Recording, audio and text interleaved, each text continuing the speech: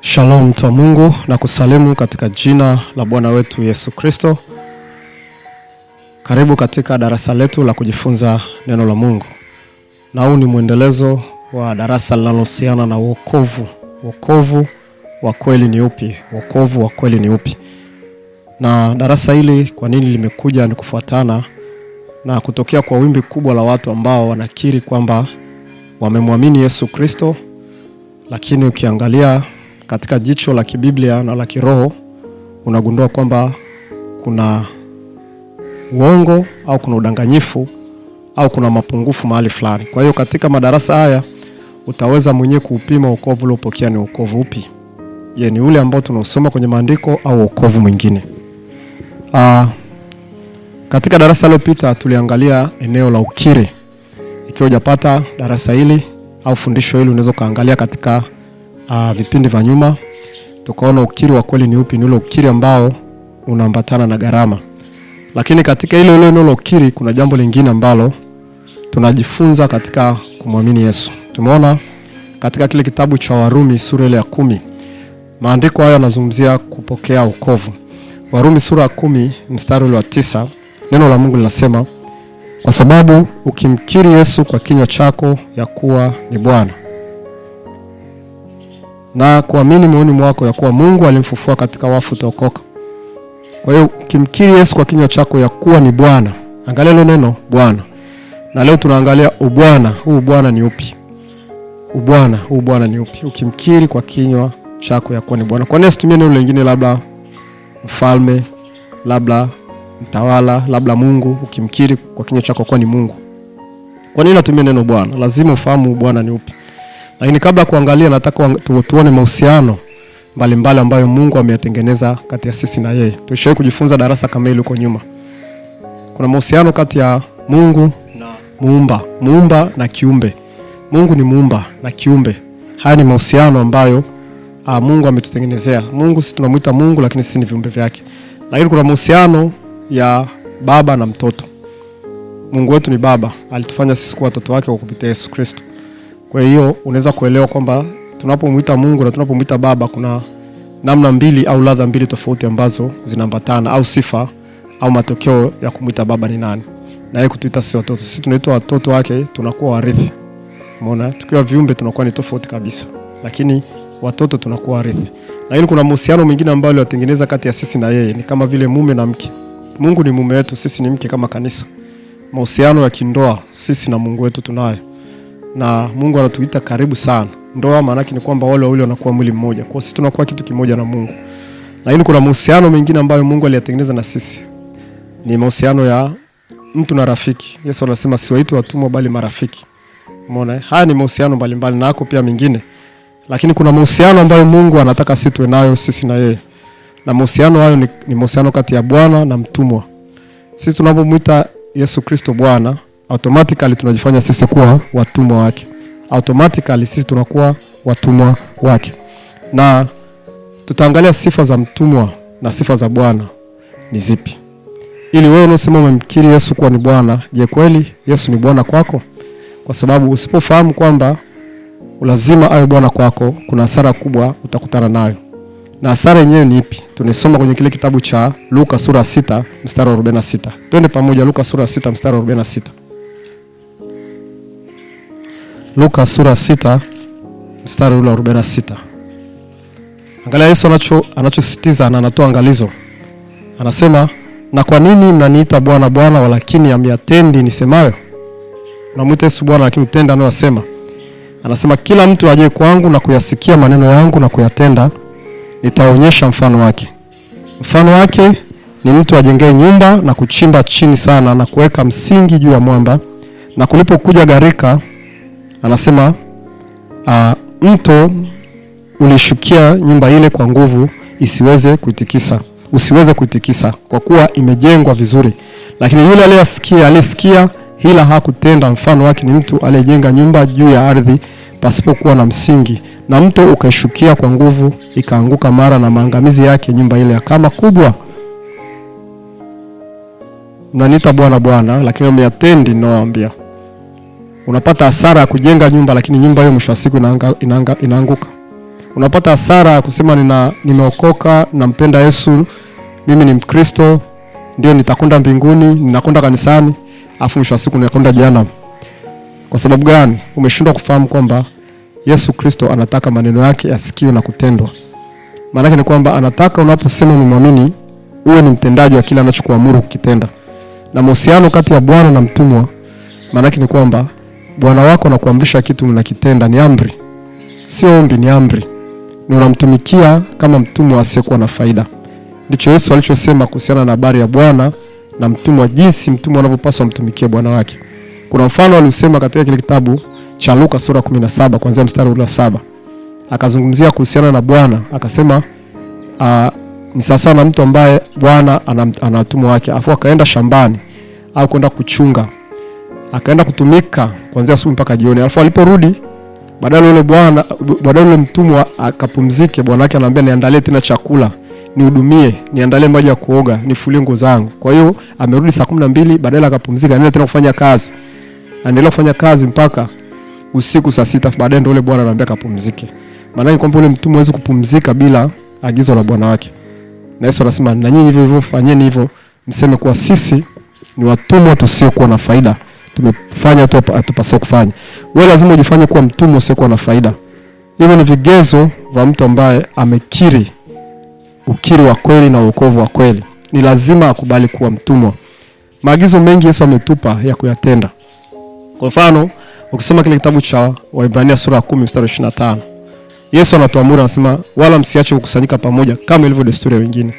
Wewe ambaye unajiita mtumwa wa Yesu Kristo, wewe ambaye unajiita mtumwa wa Bwana Yesu, je, umesikiliza ile agizo? Je, unakusanyika na watakatifu wenzako? Je, unafanya ibada? Je, unamtafuta Mungu? Fanya hivyo. Unasemaje Bwana Yesu ni Bwana wako?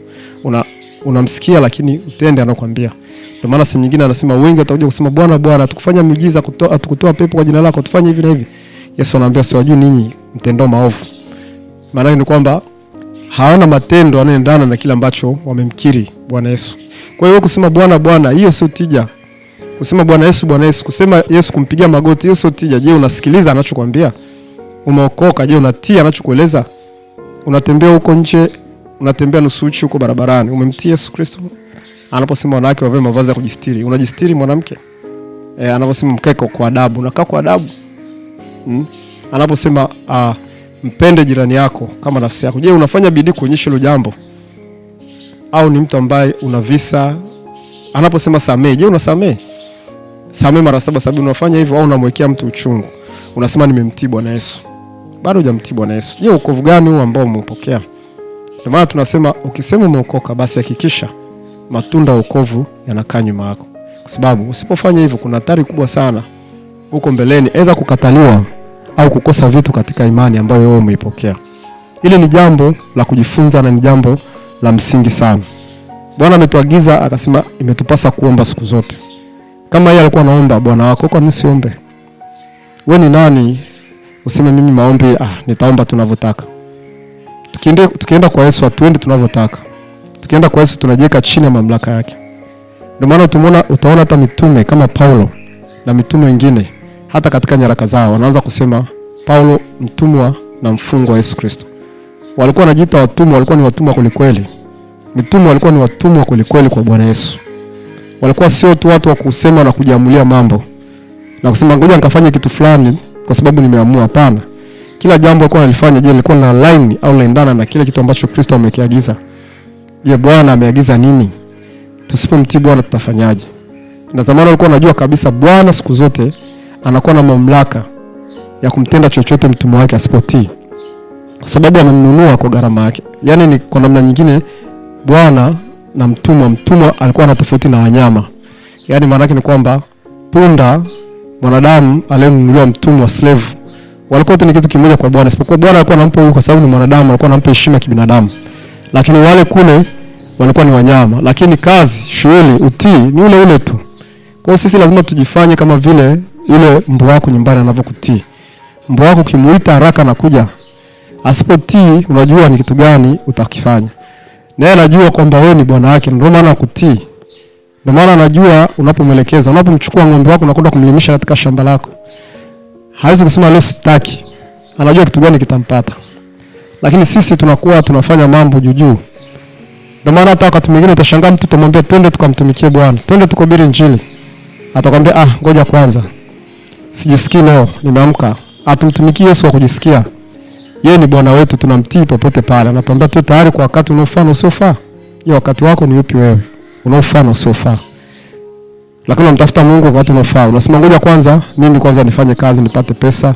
Ngoja kwanza niwe tajiri, ngoja kwanza niwe na afya. Ukishakuwa na hivyo vitu ndio utasema unamtumikia Bwana. Utasema unamtii Bwana. Wakati wote hata hapo ulipo unaweza kuhubiri Injili kwa shuhudia na wengine habari njema za wokovu na kuokoka na kumwamini Yesu Kristo. Ukiwa mgonjwa unaweza kufanya kazi ya Mungu.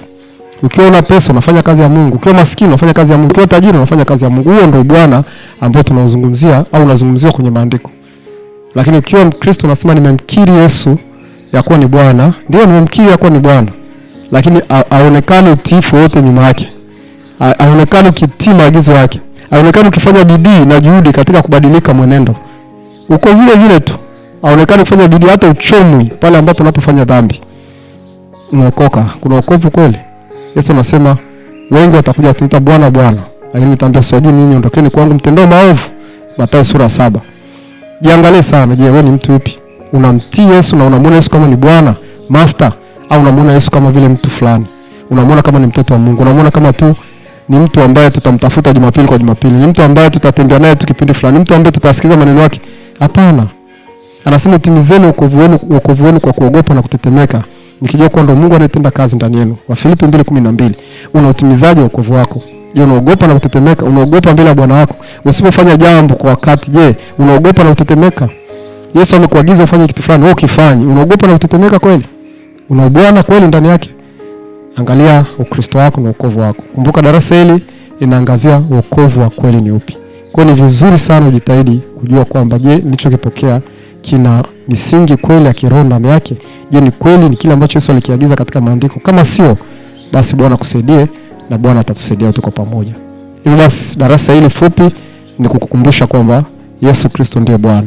Na kama ni Bwana, wewe ni mtumwa. Na kama ni mtumwa, fanya yote anayokuagiza kufanya. Mungu akubariki sana. Nitaenda kuomba pamoja na wewe ili Bwana akusaidie na pia Bwana nisaidie mimi ili tuzidi kufanya kazi ya Mungu, tuzidi kumtumikia Bwana na kutembea katika wokovu ambao tunasoma katika maandiko. Tuombe. Baba, katika jina la Yesu nakushukuru kwa darasa hili fupi ambalo umetukumbusha kwamba tunapaswa tukukiri kwa vinywa vyetu kwamba wewe Kristo ndiye Bwana, na kama ni Bwana basi sisi ni watumwa wako. Tukubali kuyafanya yale yote ambayo mtumwa anapaswa afanye. Na ulisema mtumwa wa kweli anafanya yale anapaswa kufanya bila hata kutegemea faida wala marejesho. Na sisi Baba tunasimama kama watumwa wako, tunasimama kama wanyama kwa bwana zao. Mungu, kukutii na kukuheshimu kwa kila agizo unalotuagiza katika neno lako na Biblia yako tulifuate. Hatuhitaji kuwa na wokovu wa juu, ule wokovu wa kubahatisha.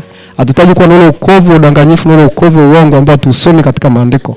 Baba, tunaomba ukatutengeneze na ukatujenge katika neno hili, ukaongeze hofu na kicho katika mioyo yetu, ili Mungu tukapate kwenda kukuheshimu na kukufuata na kukutii sana mapenzi yako.